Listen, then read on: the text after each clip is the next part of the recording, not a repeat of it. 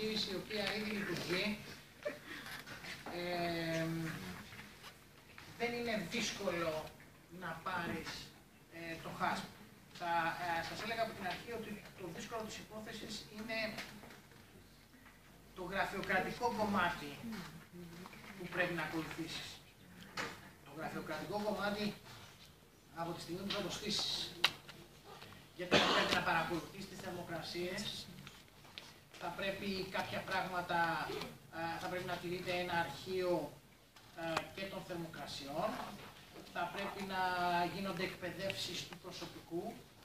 Οι εκπαιδεύσεις του προσωπικού αφορούν το σεμινάριο, το δεκάωρο, το οποίο είναι από τον ΕΦΕΤ και θα πρέπει να το παρακολουθήσουν και να το κάνουν οπωσδήποτε τα άτομα.